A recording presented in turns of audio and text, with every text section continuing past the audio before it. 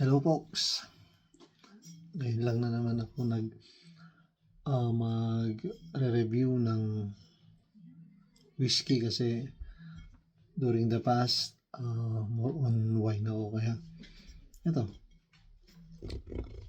Abelard 12 years old. Hindi ko alam kung tama yung pronunciation ko, but yun ang sabi nila, Abelard 12 years old. So eksakto, kahit itong pajama ko kasing kulay nito. So okay,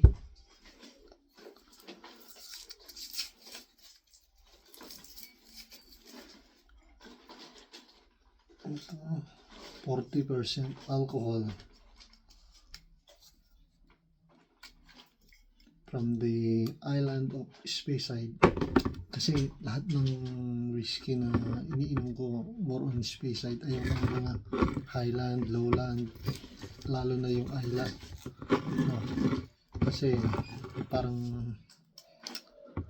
may salty tapos iodine, ganun yung mga lasa ng mga whiskey ng Isla. So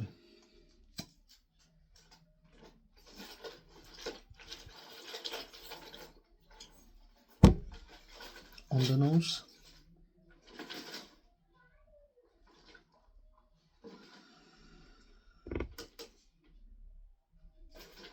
naamoy ko bigla yung sherry, tapos spice agad.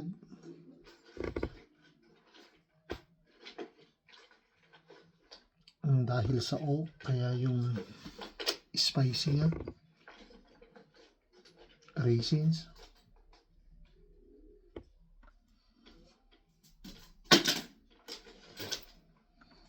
apple,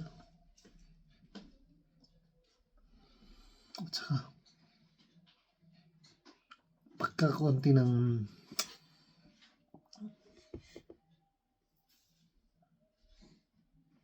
chocolate. Okay, on the nose.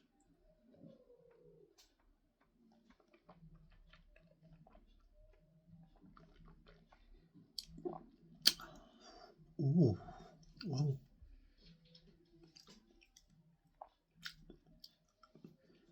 Dark chocolate,